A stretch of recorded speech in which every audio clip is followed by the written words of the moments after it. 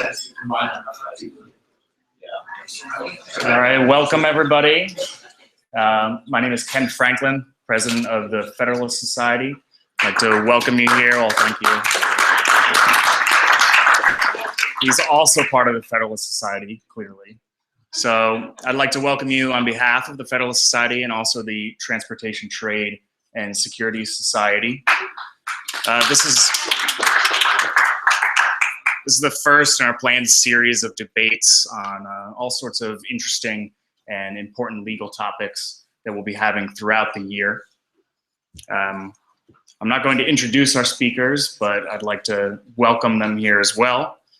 I'd also like to congratulate our 1L reps and our new vice presidents of the Federalist Society. Thank you guys for helping plan this. We couldn't have done it without all of you.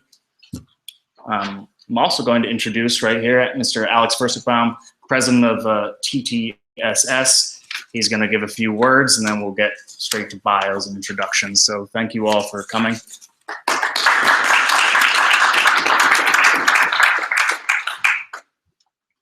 Thanks, Ken. So my name is Alex Fursickbaum. I am the founder and president of the Transportation Trade Security Society here at Rutgers. We have a new name, but we've been around for a couple years in different forms. And I was excited to have the opportunity to help co-host this event. So with 3D printers, my first thought is the world becomes a little bit smaller when you give the power of customized manufacturing to individuals. And I think that this topic goes well with something that my group is very concerned about, which generally speaking, we're concerned with the geopolitical and the legal issues that accompany the transportation of goods and services and people around the world. I think this is a fascinating topic in this era of globalization that we have. And so to kind of steal spotlight for a second, I want to invite all of you to our general interest meeting that we're having on Thursday at 12:10. I'll send an email out letting you know all the details. But if you're interested in this topic, I think you'd be very interested in some of the programming that we have coming up this year. And I look forward to seeing you all again. And thank you. And now I want to introduce the Federalist Society 1L representative, Sarah Townsend, to give some background on our speakers today.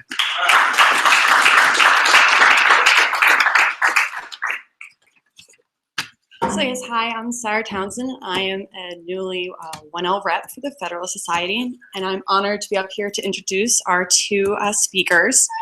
So the first is Professor Josh Blackman.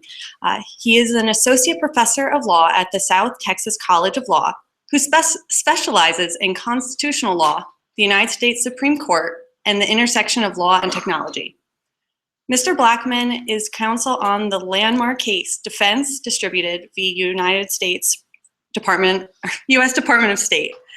That case is currently active in the Fifth Circuit of the United States Court of Appeals, and it raises the very same constitutional issues that are the topic of today's events.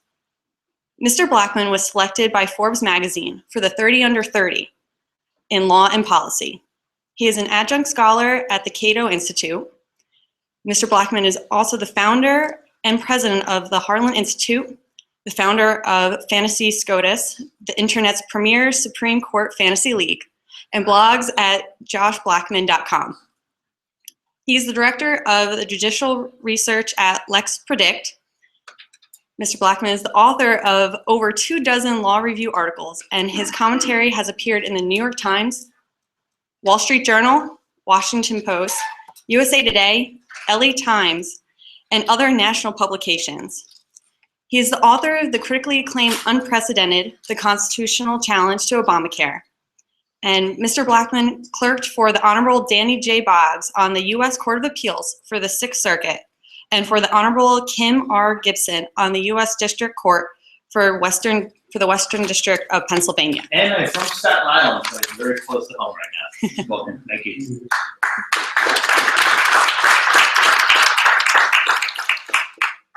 And so very well known here is Dean Ronald Chen, and he has been Dean of Rutgers Law School since April 11th, 2013. Dean Chen has... I remember very well. We're all tuned up. It involved a basketball coach with an anger management plan. Dean Chen has appeared numerous times in state and federal court litigating civil rights, civil liberties, and constitutional law cases. He currently continues this work through the Constitutional Rights Clinic. He has also maintained a busy schedule as a law professor, teaching contracts, federal courts, mass media law, and church-state relations. Prior to returning to the law school as a member of the faculty, Dean Chen practiced with a large New York City firm until 1987. Dean Chen also served for 4 years as the first public advocate of New Jersey. He is also an active lay leader of the American Civil Liberties Union and has been elected to the ACLU National Board and New Jersey Affiliate Board, and currently serves as the ACLU NJ Legal Committee and the ACLU National Board Executive Committee. He has been the recipient of numerous awards, including being named the New Jersey Law Journal's Lawyer of the Year for 2007, the 2002 Roger Baldwin Award bestowed by ACLU NJ for contributions to civil liberties, the Fannie Bear Besser Award for Public Service, the 2007 Mel Narrell Excellence in Diversity Award, and the 2001 Outstanding Achievement Award bestowed by the Association of Asian and Pacific American Lawyers, Association of New Jersey. It's a long list. He served as law clerk to the Honorable Leonard I. Garth of the United States Court of Appeals for the Third Circuit. So now I will turn the floor over to Mr. Blackman, who will lay the foundation and begin the discussion. Thank you so much, Sarah. Appreciate it. Well, it's a pleasure to be here. This is my 3rd year in a row speaking at Rutgers, and I feel a nice simpatico with the crowd here. Thanks to Ken and his fellow associates. We'll try in a second. Thank you. So you have a treat for today. Not 1, but 2 constitutional rights. And specifically, how 3D printed guns, how 3D printed guns are protected by both the First and Second Amendment. Now, as Sarah mentioned, I am not just a law professor, I'm also a member. I'm currently litigating this very case in federal district court in Austin. We are on appeal to the 5th Circuit. I'll tell you a lot more about this case later, but what I want to note is this case began when I wrote an article, which Dean Chen promptly printed out. So I was actually researching this issue long before it went to court. So if anyone ever tells you that legal scholarship is irrelevant, it's not, because we're actually suing the government based on stuff that I wrote about long before I even knew there was a case. So 3D printing, has anyone ever actually used a 3D printer? Oh, come on, New Jersey, no one? Wow, okay. So let's start from the beginning. 3D printing is a way of creating an object in 3 dimensions using a design on the computer. The same way you can take a piece of clay or a piece of stone and chisel it down into an object. You can actually design an object on the screen and press print, and the object comes out. You can design things as complicated as a house or a car. And the actual way of writing a 3D print is very similar to coding. Now, has anyone ever done any programming or coding?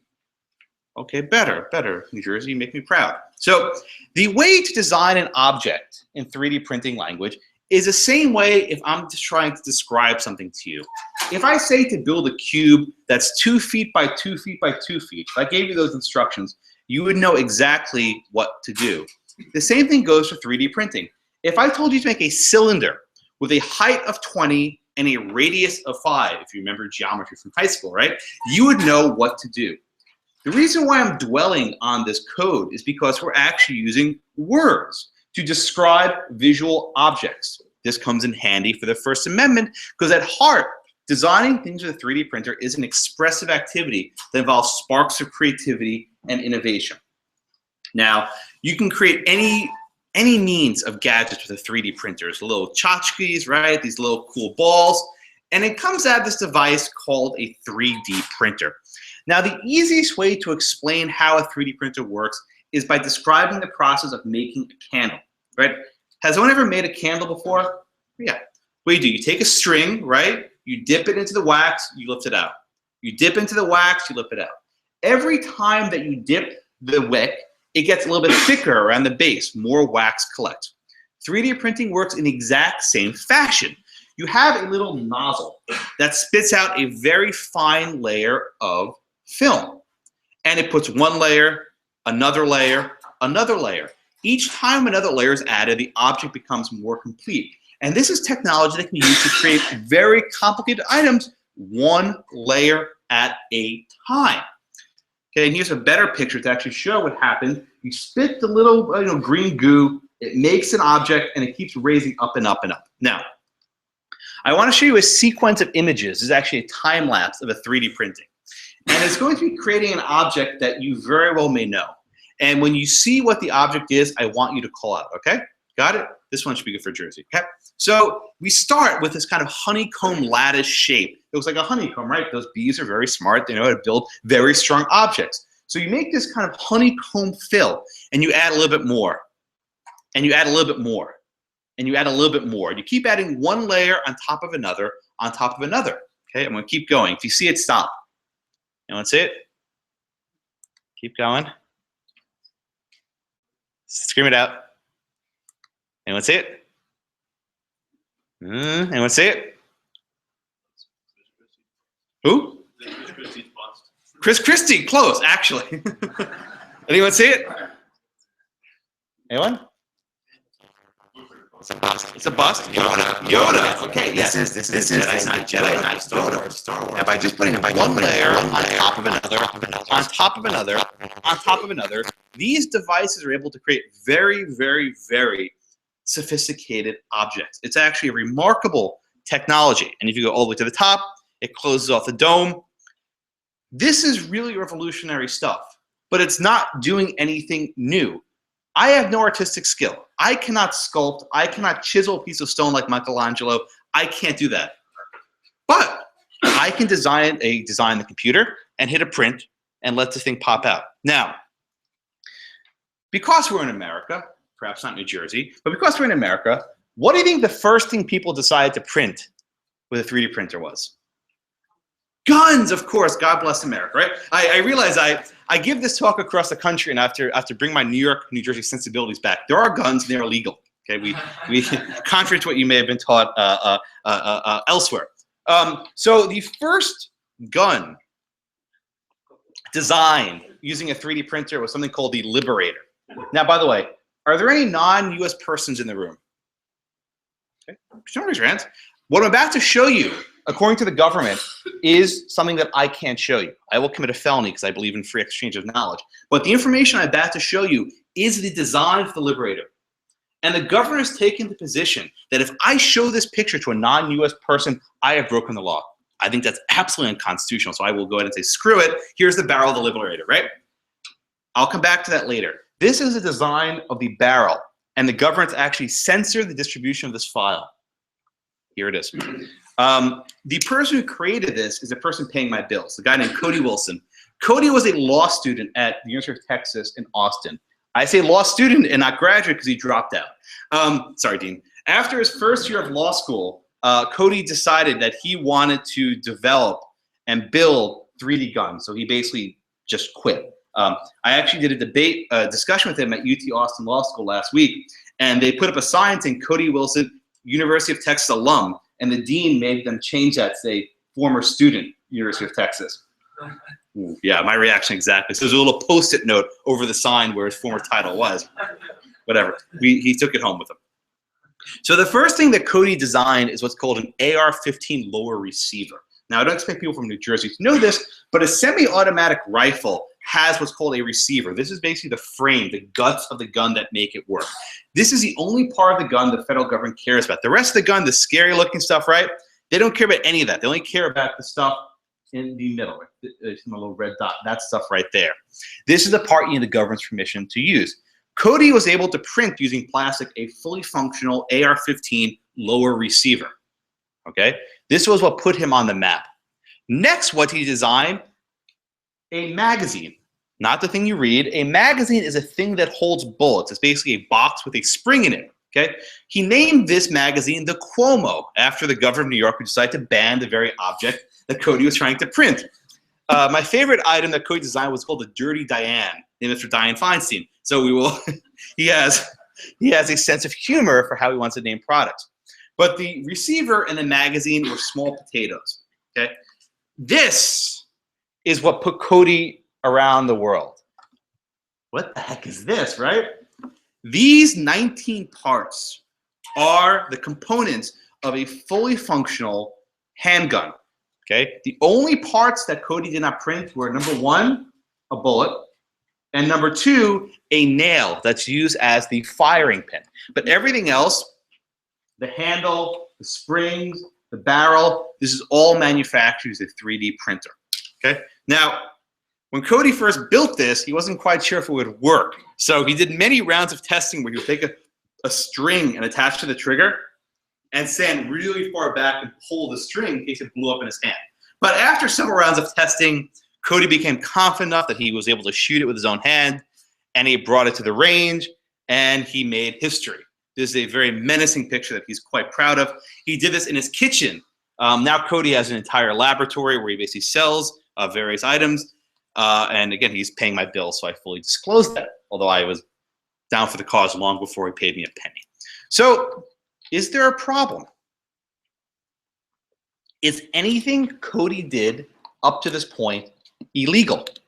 And what probably comes to your mind, right, is this, right? I'm sure people looked at the flyer for the and said, oh man, 3D printing, right? It means I press print and like an entire fully functional, Smith & Wesson pops right out, okay? This is not reality. This is not how things work, and this is not how things work for a while. But the question becomes, can you make your own guns using a 3D printer? And the simple answer is yes, you can. So again, Jersey, does anyone know what a zip gun is? Yeah, what's a zip gun? Are you from New Jersey? Yeah. Wow, good for you, man. Where in New Jersey? I'm from Berkeley. Oh, okay. What's a zip gun? As it comes basically a pipe you put shotgun shell in that you basically slam one end of the Yeah, okay, this guy, you may know about the show. So a zip gun is a homemade gun of varying degrees, okay? Believe it or not, don't tell Michael Bloomberg, I could go to Home Depot and for $15 buy all the parts I need to make a gun, okay? This is a garden hose and a soldering iron combined. You can make a gun out of a garden hose and a soldering iron. This is one of those little keychains. They're like little flashlight keychains they always give away for free. That's a gun. As the gentleman said, anytime you put pressure onto the back of a bullet, you create a projectile, a gun. So I'm about to show you a video. I hope you're not in this one, right? These guys do not try this at home. These guys are morons, and you'll see why in about a minute, okay? These are really, really dumb people. I'm showing this for a reason. Do not try this at home.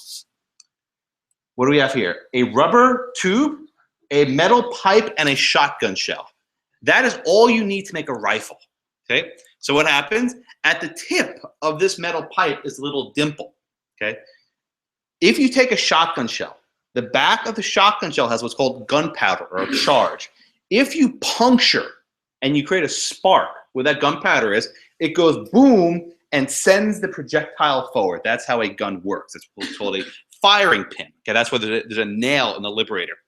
So what does this guy do? He takes a shotgun shell, loads it into the metal tubing, right? Now, I want to point something out in this frame. Everyone see that? Electrical outlets, yes. And see those holes in the box?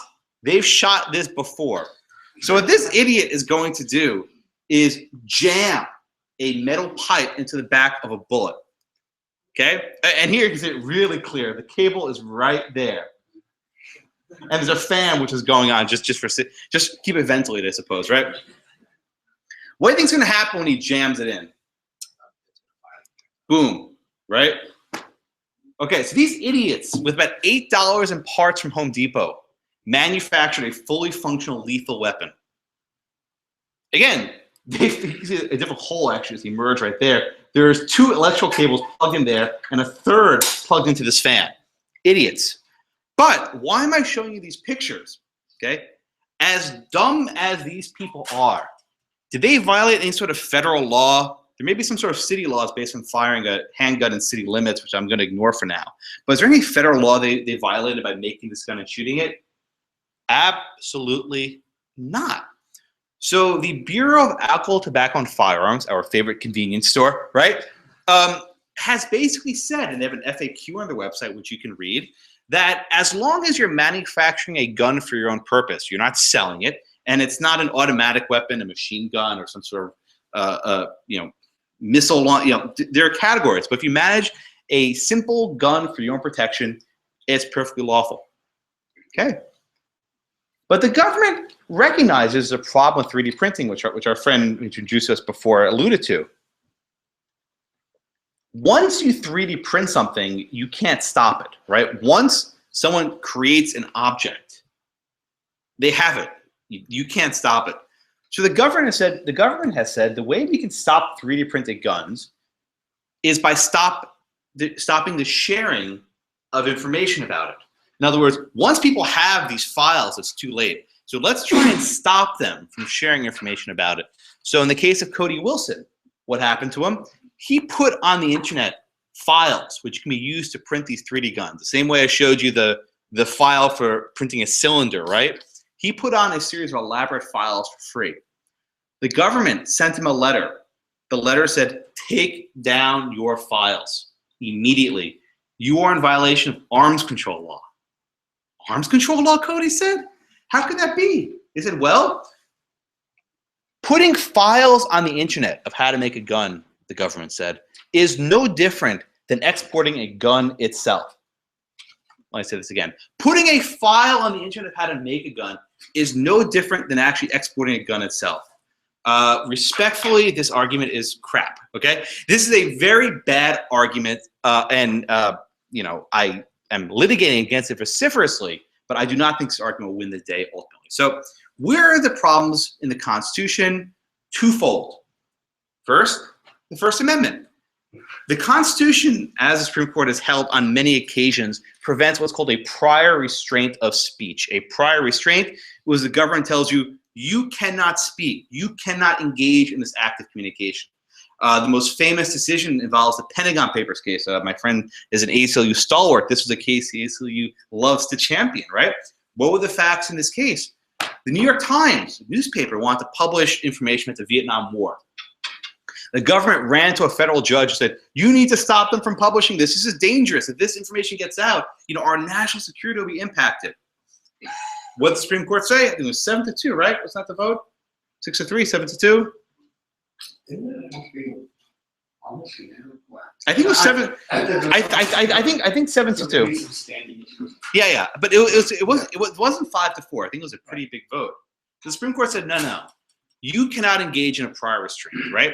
If they publish it and they did something illegal, you can prosecute them after the fact. But you cannot engage in a prior restraint of telling them not to speak. And they said, but wait a minute, what about national security? They said, no.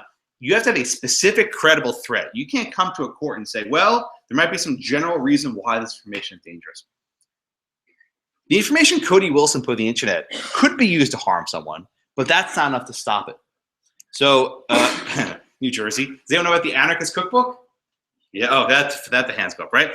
This is a book that's been on bookshelves now for about 40 or 50 years at this point.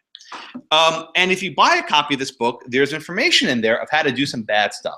How to build pipe bombs, how to make poison, how to engage in various, guerrilla tactics. I mean, there's some pretty bad stuff in here, okay? Can the government censor it? Can the government say to a Barnes & Noble, you can't sell this book? Absolutely not. The mere fact that information could be used to facilitate crime does not justify infringing First Amendment liberties. Wait a minute, Josh, we're not talking about a book, we're talking about code. Well, information is speech, right? The mere fact that you choose to express yourself on a computer rather than with a notebook and a paper or a canvas with paint doesn't deprive it of First Amendment protection. So in a 2011 case called Sorrell v. IMS Health, the Supreme Court held, and I love this line because it's so concise, the creation and dissemination of information, both creating it and sharing it, are speech, right? You don't need to write in a book or publish a newspaper or paint a mural to get the First Amendment. Information is covered, right? We need to be like Neo in the Matrix, and we realize that much of the world around us is indeed speech. And the mere fact that we're doing it online does not give the government the power to censor it. Okay. Now, that's the First Amendment argument, and the government does not have a very strong leg to stand on here, which is why I was so critical of their positions, and I think and I hope we will ultimately prevail on appeal. The other element to this case, and we can't avoid it, is guns, right? We are talking about not 3D printing a pair of LeBron James sneakers. We're talking about printing a handgun, a pistol. And the Second Amendment, as interpreted by the Supreme Court, correctly in my estimation, protects an individual right to keep and bear arms. The case involved a guy named Dick Heller. He was a resident of the District of Columbia. The Supreme Court ruled in his favor. A couple years later, there's a case called McDonald v. City of Chicago, where the Supreme Court extended the Second Amendment to the states. So, and this is actually a cool picture of Mr. Heller and Mr. McDonald together. Otis McDonald died about 2 years ago, which was very sad. Very, very cool guy.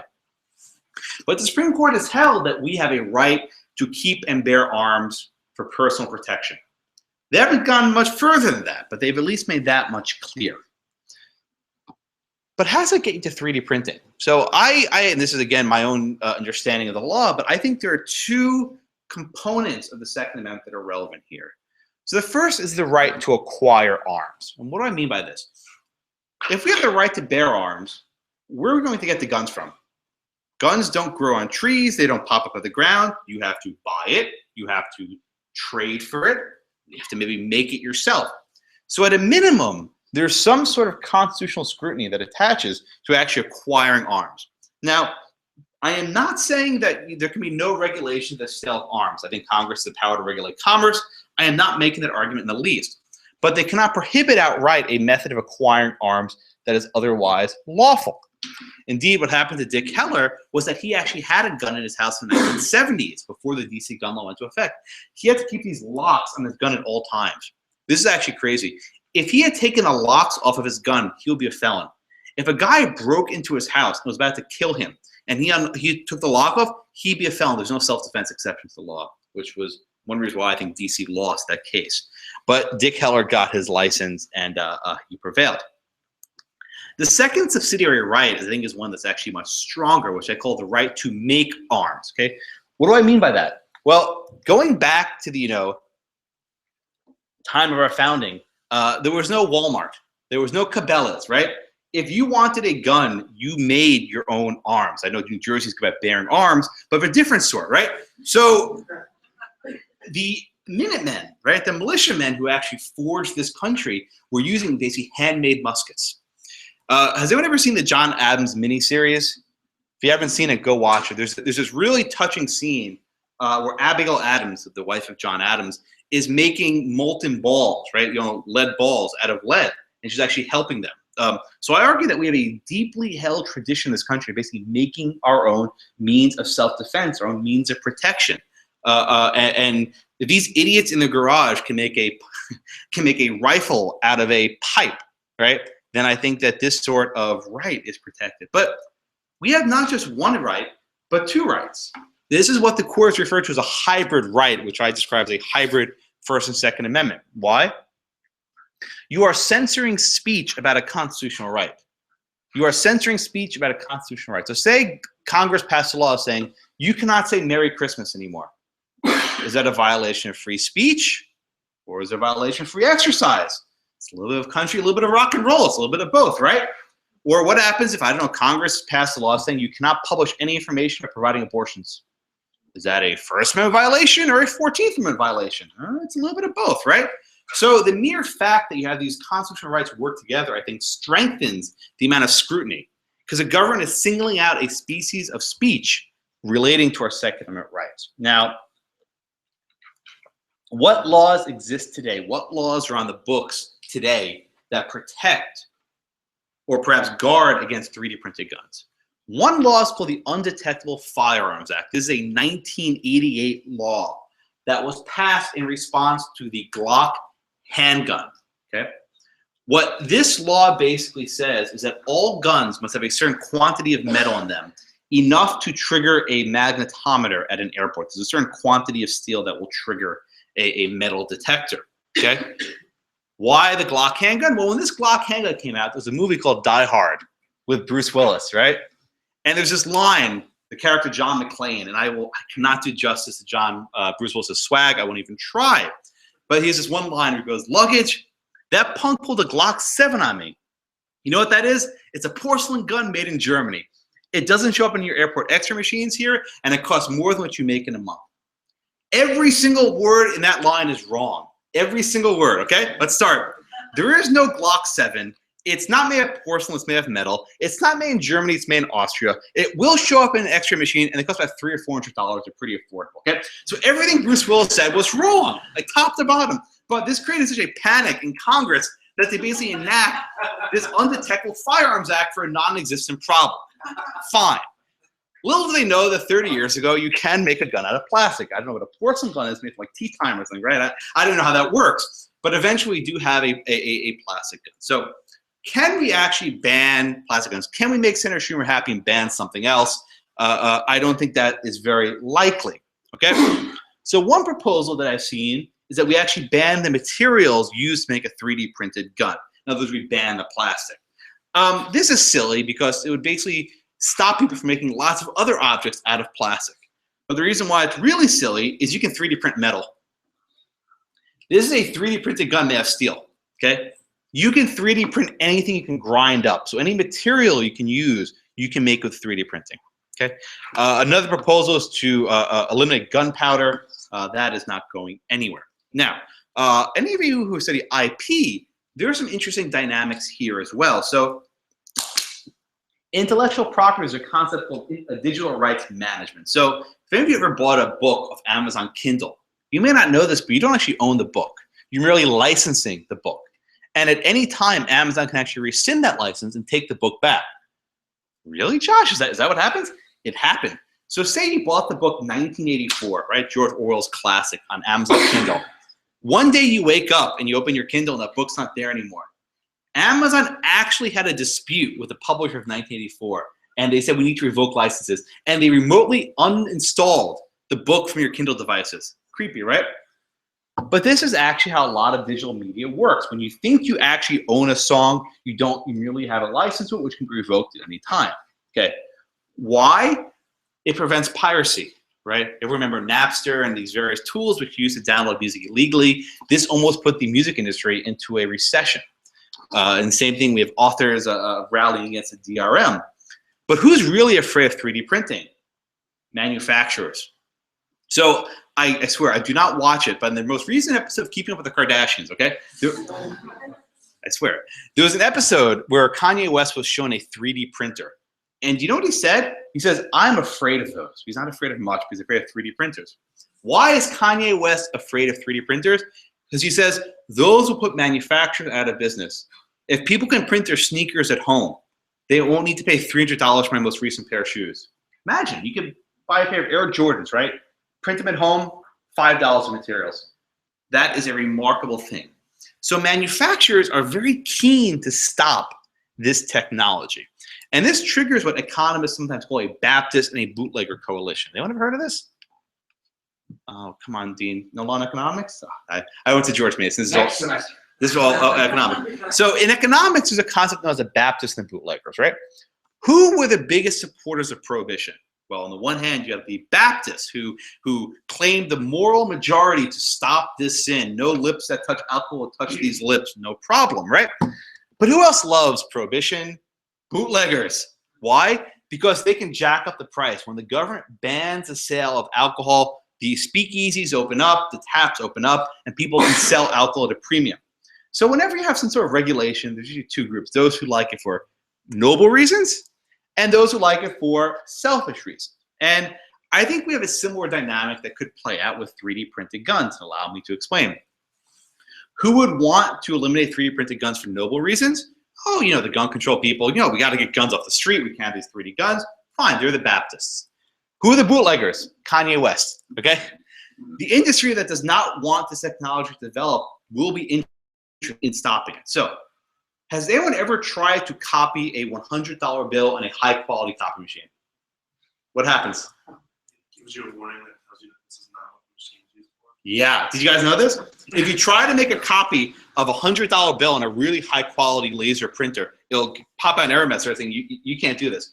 The Treasury Department has basically told Xerox, you guys cannot you have to put a feature in your copiers to stop this. What if there were a similar deal made with the 3D printers that if you try to print the 3D gun, say, no, this looks like a gun, you can't print it, okay? This is the exact sort of thing the manufacturers want. And oh, by the way, you can't print the new Kanye West sneakers either, because that's a trademarked image. So you see what happens here, right? They'll latch on to the gun control fervor, and they'll use this as a way to advance this pro-manufacturing rights management. So be very leery of any attempt to put filters into 3D printers. It's very, very tricky. But yeah, you're sure. Now, why are we trying to make a copy of a $100 bill?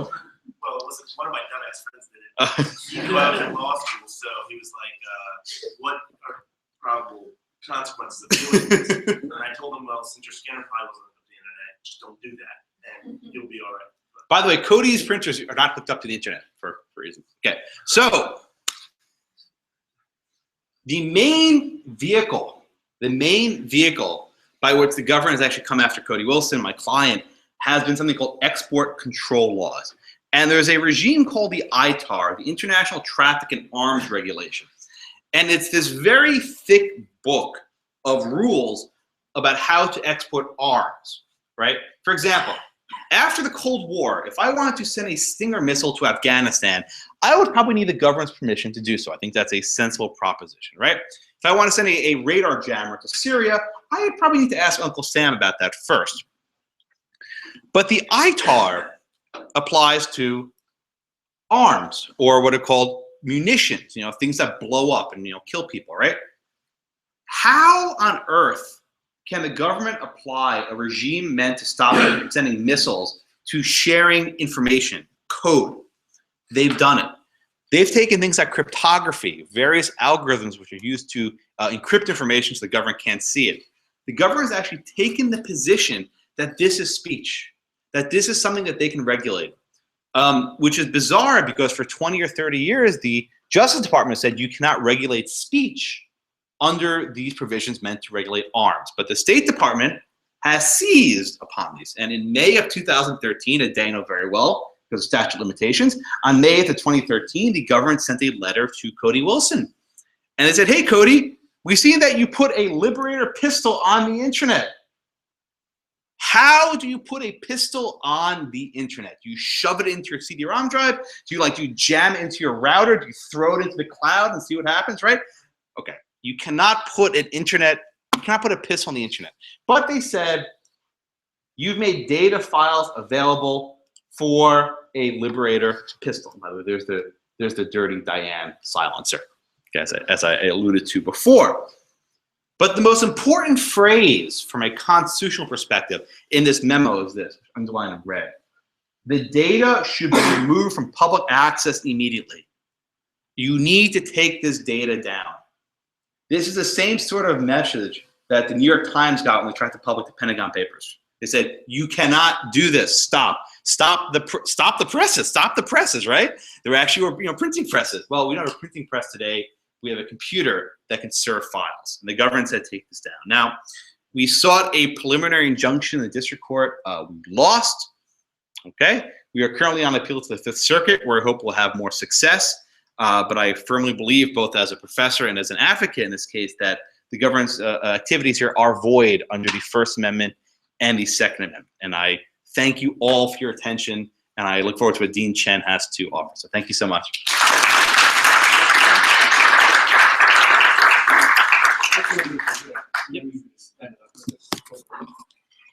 Go for it. Well, first, as Dean, let me thank Professor Blackman very much for that very interesting, skillful, and presentation. For those of you who came here to see a slug-out tete-a-tete debate between a Federalist Society member and an ACLU member, I may have to disappoint you because as happens fairly frequently in debates like this. I remember it happened the last time I participated in one of these Federalist Society debates. I forget what the issue was, but there is a lot, as I was telling Professor Blackman before, that I agree upon, and perhaps not surprisingly, mostly in the area of the First Amendment, where, given my background, I tend to take a fairly expansive view on it. And therefore, let me state maybe briefly the areas where I think Professor Blackman is exactly right. For one, simply as I did not go back and look up at all the ITAR regulations, but it just seems to me a little bit It must have been a creative interpretation to say the regulations that were intended to regulate export of things like guns could apply to posting files on the internet. It just, even if you if you don't reach the First Amendment issue, simply as a question of statutory authorization, of congressional authorization to an agency to adopt regulations like that, it would seem to me there would probably be an administrative, I guess there probably is an aspect of litigation saying the agency simply acted beyond the bounds of. We have ultra vires claims. Yeah, that's right. And if you get, and something that I think information is indeed speech, whether it's in code, in Esperanto, the fact that it is designed in a way that only certain types of recipients would understand it, I absolutely agree, does not in any way detract from its quality as speech. And therefore, certainly the files themselves, the computer files themselves, I agree, are fully protected by the First Amendment, and prior restraints or permitted only in those circumstances. As for those of you, I assume they cover this in first-year common law still, or if not, in the First Amendment courses, and the circumstances in which a prior restraint is justified are so narrow as to almost be the exception that proves the rule.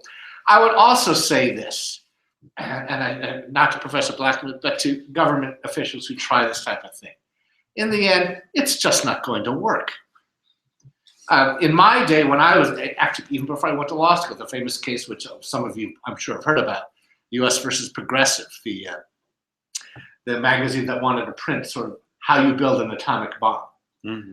And it went to litigation as well. That's perhaps even more melodramatic than a 3D printed gun, because it was a nuclear weapon. And as I remember, that case, it started litigated in the lower courts, but then eventually the government gave up, and the case just died before it got to a presidential published opinion. Why? Because the information got out anyway. And the government realized that trying to do a prior restraint of the progressive was, when there are potentially millions of leaks in the dike, you go after one little boy with his finger in it and say, and stop that, is just useless. And I would imagine the same would happen here. You try to stop Cody Wilson. You can Google this fine in 2 seconds. It won't take you long. And therefore, trying to spend a lot of time engaging in an action that is so disfavored is frankly just a waste of government lawyer time, in my view. It's not going to have the effect that they want. So on the First Amendment, I am in complete or substantial agreement with Professor Blackman. Now on the Second Amendment portion of it. All right, look, I will confess, guns are not a particularly important part of my life personally. I perhaps do not have the emotional affection for Heller that others might, but that's just me. And I also realize these things are very individual. I don't think I'm speaking out of turn. Even at the ACLU National Board, we have these debates on what our policy, should we change our policy in the Second Amendment. And we have, and it is somewhat geographical, national board members from other parts of the country, not New Jersey, for whom gun ownership is an important part of individual self-definition. And while it's not my cup of tea, so to speak, I have to respect that others feel that way. And it's not. I don't think it is easier for a civil libertarian to come to an opinion on what the Second Amendment really means without at least giving it some thought. I don't know, frankly, how, if I were left to my druthers, how I would come out on it. Frankly, I think the Second Amendment is worded, well, let's face it, every word, every letter, every punctuation mark, including possibly stray punctuation marks, have been examined of the Second Amendment. And it may not have been worded with utter clarity. But on the other hand, let me start thinking. Heller is what it is. They have decided that there is an individual right to keep and bear arms. From the text, it is not merely a collective right. Okay, so there we are. and this really amounts more to a question than any disagreement or criticism, because you included it in your own presentation. Where Heller left us is that the Second Amendment, while it protects individual ownership of guns, still government states can engage in reasonable regulation. And I have been waiting for what I assume will be the onslaught of litigation trying to determine what reasonable regulation is. It seems to be self-evident to some, for instance, that you can stop a former offender, a prior felon from owning a gun. Someone who has a mental health diagnosis, even though on an equal protection point of view, I'm not so sure that just widely saying everyone who has some type of mental health diagnosis, you try hard enough. Well, seeing a lot of people end up. We're all crazy. We could all come up. Yeah, That's a good point. just being dean has caused me to attract a few myself. But what I understand Professor Blackman's argument is that the right to keep and bear arms, by necessary implication extension, includes the right to Acquire. make and sell arms. And on the face of it, that seems quite logical. The right would be meaningless otherwise. But then I assume then that also the right of government to adopt, quote, reasonable regulations also translates to the right to make and sell arms. What does that mean, and acquire arms? So in the context of a 3D printer, what are the contours of reasonable regulation? What about a regulation that requires any gun that you own, that you even possess, whether you buy it from someone else or manufacture it yourself, has to have a certain amount of metal in it such that it would set off a detector. On the face of it, that seems to be a relatively benign. I agree. And if what you're saying is that if that argument, which I understand is existing law, reading your article, It is. it seems to be ultimately sensible to me. And if what you're saying is that, well, if that's okay, that any additional prescription against 3D printed guns would seem to be, well, for one, unnecessary. If any guns, whether 3D printed or manufactured some other way, have to have that amount of metal, then I would agree. What is the point in prescribing 3D guns other than to give Senator Schumer yet another press opportunity? He never tires of those. Yes. Well, he's just across the river. We well know his affection. And I'll also say this. I don't mean to say this against Senator Schumer, but He doesn't fund your budget. It's okay. I'm also very well aware of the tendency in other situations of the tendency of politicians to latch on to a non-existent problem because it sounds so bad. Now, you would, of course, 35 years ago, the progressive, what could sound worse than, oh my God, everyone's going to be able to make a nuclear weapon? Of course, that really wasn't realistically the case. Hasn't happened in 35 years. There are lots of other things, such as finding weapons-grade plutonium, which probably are going to interfere with someone's opportunity to make a nuclear weapon more than whether the progressive published plans that are, frankly, at this point, probably at the level of a high school textbook at this point. The example, I use other examples of non-existent problems that legislators latch onto, like in my case, voter fraud, which is pretty much non-existent, but this issue, which has triggered all these voter identification rules. But that's another talk. On the very interesting argument that Professor Blackman made about sort of a hybrid right, that in this case, 3D printed guns sort of create this hybrid First Amendment plus Second Amendment right. I guess my question is, what does that get us in the end? The other example that I recall from some of my own prior background, of course, hybrid right was in the area of first speech rights plus rights to free exercise of religion, the peyote case, Division versus Smith. Right. But that did not exactly end up with a result that was favorable towards the grand total sum of individual rights. As some of you remember, in that case, the question was whether there was a free exercise right for certain Native American tribes to use peyote, which was on the then as now I assume was on the list of controlled dangerous substances, which was generally sincerely part of their religious practices. And Justice Scalia, who wrote, "No, it wasn't," and he used this hybrid right in order to distinguish all the other cases, like Sherbert versus Werner, et cetera, in which free exercise of religion had been combined usually with a First Amendment speech right, or sometimes a right of association. So he was essentially saying that when you do not have one of these hybrid rights, the right of free exercise standing alone is not much of a right at all, as it ended up being. And therefore, I'm really wondering how this concept of a hybrid right, if it implies that, well, when the Second Amendment is combined with the First Amendment, it gives you certain protection. That's fine for when you have it.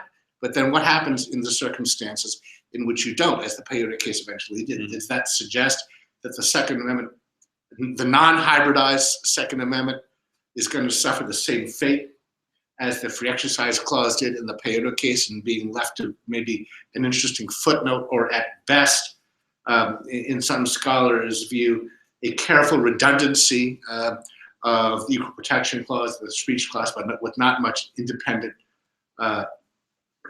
strength or utility on its own. I guess that's basically what I have. Basic questions in this area of 3D printing. What do you think would be the contours of reasonable regulation, which you agree to apply? How much could it regulate the actual manufacture of the guns itself, subject to reasonable regulation, which I don't think has really been given a lot of definition since Heller, although it is out there as the standard. As you know, in New Jersey, we have we've had a few cases in which we have this proceeding. I know there's a case pending now. It was decided pending in the appellate division, in which what someone's ability to get a gun was dependent on some, what it seemed to be completely vague standard. Oh yes. Well, basically, the prosecutor has a role in it. Yeah, I think it's unconstitutional. So if I think we ended at 5. Okay, so I'll try to answer his question as quickly as I can. So in terms of the hybrid right, I think the Second Amendment does some heavy lifting here, because what's being created is protected. If you're trying to say print a missile launcher, for example, right? That's not protected by Heller, and I think it'd actually be a much weaker analysis, would not get as much scrutiny. So in fact, we are limiting in our case to those guns protected by Heller to the Second Amendment. We're not reasoning towards undetectable plastic guns that can't be detected in sensitive places. We're not extending this to machine guns or any sort of missile launcher. It's a very finite issue. Okay. I want time for questions. I don't mean to shortchange the Chen. We can talk about this later, but I want to hear from all of you first before we have to go to class. So any questions? If you don't, I'll go back. Yes, sir.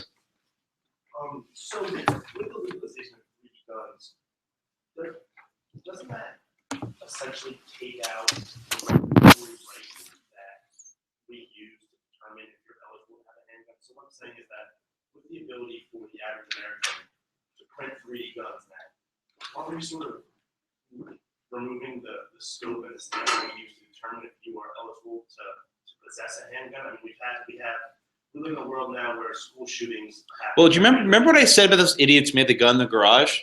Right. You can make your own gun, and that's perfectly lawful. Right. The difference with that video you showed was that gun was not accurate. It wouldn't work in a combat situation. Neither is the Liberator. It's a one-shot pistol. Well, that's a tip. What happens when we can make an AR-15 that holds 50 rounds that you can print out at home because a bully made fun of you, and then go to your school? Right. So I mean, I think you raise an important issue. Okay. The fact of the matter is, and Dean Chen alluded to this, the cat's out of the bag. Right. The cat's out of the bag. This technology exists, and it can be used to make a lot of different things. Okay. The mere fact that you can use a device to make something dangerous and then go, harm people with it, doesn't justify the previous restraint of censoring the speech, right? The mere fact that you use this for bad stuff on the front end doesn't allow the restriction of speech. The actual issue is whether you can stop them from printing, and the short answer is you can't. This technology exists today. You can go online for 5 seconds to Google whether you're a felon or not, and you can use this technology. The question is whether the government has the power to, on the front end, use this to censor the speech. And that, I think, is a bridge too far. I appreciate the question. Any time for one more question? We have to run out of here. So no one asks questions, we have to go. Any other questions? There's no class. No. Oh. We have to. Oh, sir in the front. Oh, I thought that 5. Oh, No. okay. Go for it. Sir in the front. Just a question I have is, with regards to this 3D printing, I think you highlighted partially, but my curiosity is, when printing out that gun, is it printing out the gun's entirety? Because you still No, and that's an important part to follow up to the gentleman's question before. It doesn't print out a fully functional gun. The actual creation of the Liberator takes about 20 hours of labor. In fact, you actually have to treat the barrel in this acetone vinegar mix to make it resistant enough to actually handle the stress. There's a significant amount of manpower to actually make this gun and skill. It doesn't just pop out a fully functional gun. Indeed, I told you that steel gun, that took 40 hours of labor to create. And you have to know how to rifle the barrel. There's a lot of stuff you have to know how to do. So even if technology advances, it still requires effort to build a gun. You still have to know what you're doing. And that's not much different than buying a kit online of how to buy it. Now, you mentioned what someone prints an AR-15. I can get what's called an AR-15 80%. Okay, it's perfectly legal to buy an 80% lower, where basically you have this AR-15 receiver that's 80% complete. If I just screw some holes here, drill some holes there, it's ready to go and it'll work. And that's perfectly legal. So the fact is, you can make your own gun now. This perhaps at the margin makes it easier, right? But it doesn't change the manner in which people can acquire guns without going through the various processes. Other questions? Yes, sir. Does ITAR apply to, say, hand drawings or CNC mills, technology that's similar to? So, Ken, what's a CNC mill for those who don't know? It's a mill used industrially, very expensive. Kind of does the same thing as a 3D printer, except it does it in the opposite direction. So it'll take a block of metal and it'll drill the holes into it, like you said. It'll cut it down. It'll contour it. So the short answer is actually yes. The government is basically giving Cody Wilson problems because he has CNC mills as well, and they're basically trying to shut him down from using that same technology as well. Cody's a test case of all test cases. Very interesting guy, but a total anarchist. He's a really interesting dude to talk to. Yes, ma'am. So I wonder then if this, if the argument changes, if there does become then a specific threat based off of the Right. So I think. Yeah, I appreciate it. And I think Dean Chen's point about the magazine and the million holes in the dike, you're trying to plug one of them, right? You can't stop information on the internet. Let me say it again. You cannot stop information on the internet. Once a picture or a video or graphics on the internet, it's everywhere. It's been replicated 1,000 times. And I think it's farcical for the government to tell Cody Wilson, you can't publish this, even though you can download it in 1,000 other places. It's the exact same file. And in terms of what specific threat, in the government's pleadings in this case, they actually argue that a foreign national mercenary could download this gun and use it to assassinate a world leader. That speculative made-up threat is what they're using to justify and impose a prior restraint. That doesn't cut it. That's not specific. I saw a hand somewhere there. Was your hand up? Yes, sir. So talk about problems with restricting and uploading plans on the internet. What about can someone download plans? You can't download illegal music. Sure you can. Well, I mean, No, you can. In fact, the government does not have censors on the internet to stop you from downloading illegal music. Because often the question of whether music is legal or not is actually a difficult question of copyright. You have to actually litigate that. There's fair use or other exceptions, so it's absolutely not true. So Comcast, if you have Comcast, your internet provider, they do have this thing where if they sense you're sending downloading illegal files, they may try to limit your bandwidth. It's called throttling. But that's not a government mandate. That's Comcast doing it on their own issue. But we do not have a government filter to stop you from downloading illegal music or illegal movies. So hands up over here. Yes. So I have a question just about the Liberator as it is.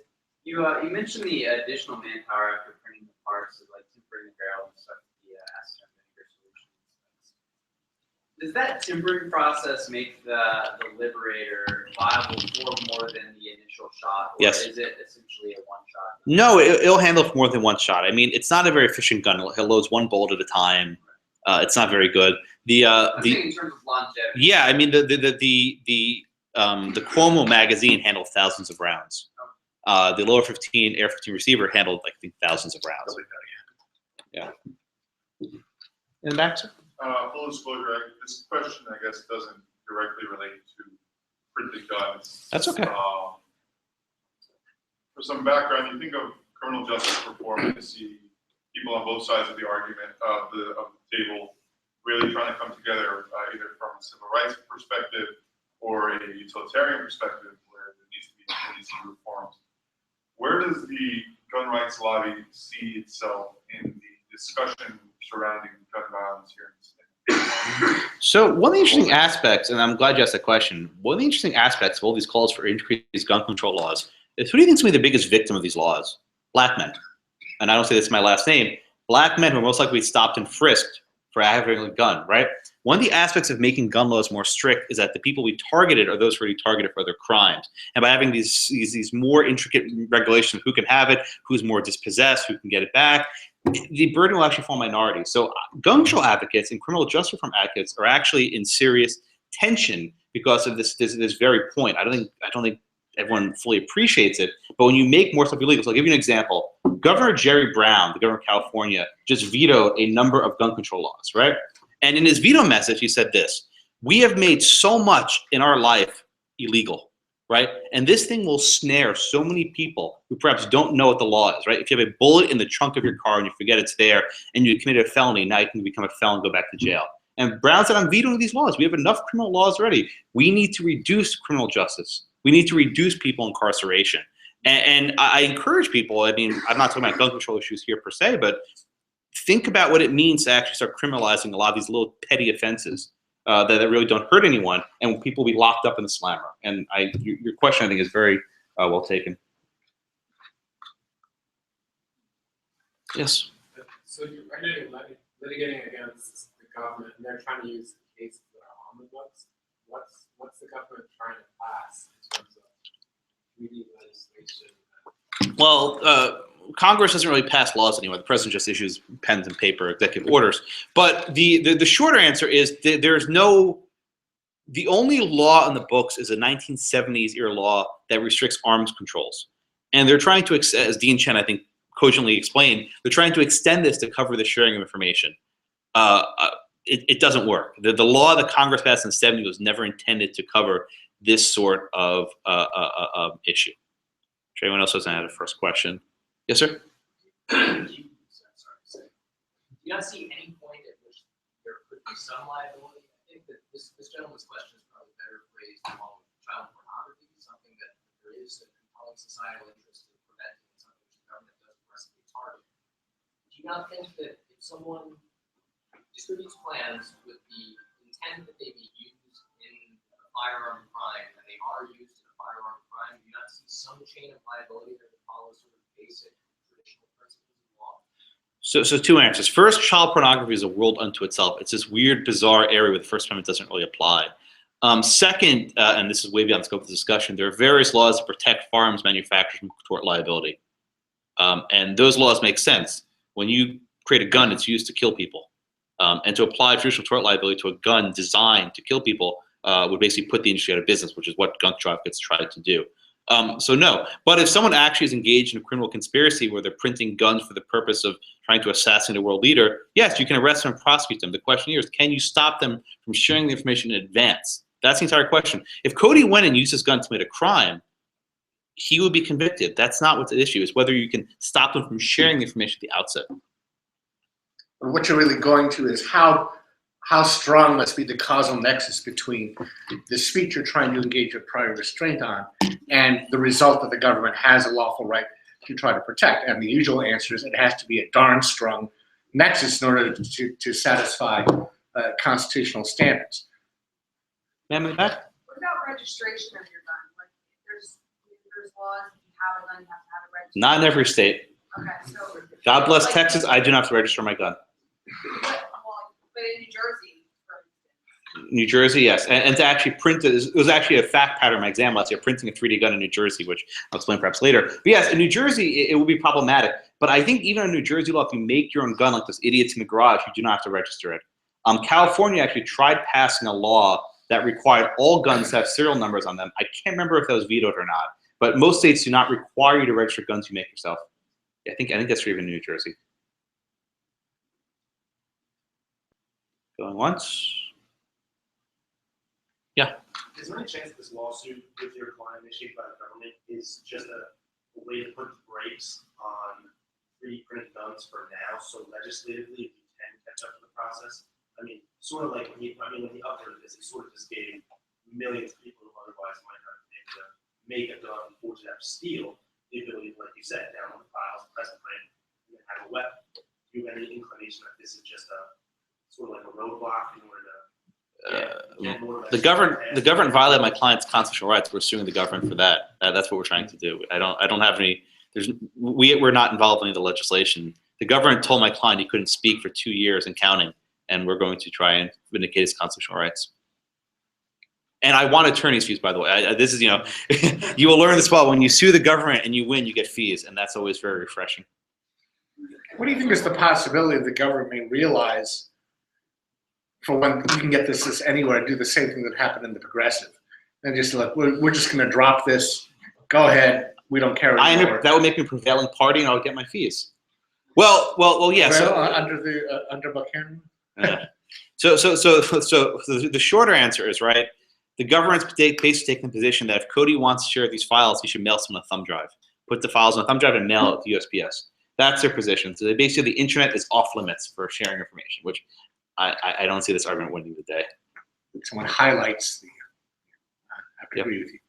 If you write the will he send you the files on thumb drive if you give him consideration? Will you send him a notarized copy of your passport? I'm not being facetious.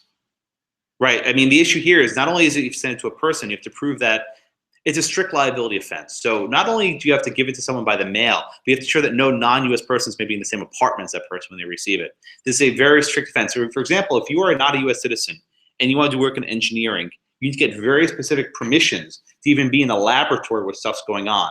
Right. It's extremely complicated, and it's a strict liability offense. What if, you know, I'm walking down the street and I open my laptop at Starbucks and a foreign person looks over my shoulder? I've just exported arms, mazel tov, right? I've just broken the law, I've committed a felony. The government's understanding the law is again, I think they're going to lose eventually. I don't know quite when though. Thank you so much. I really appreciate it.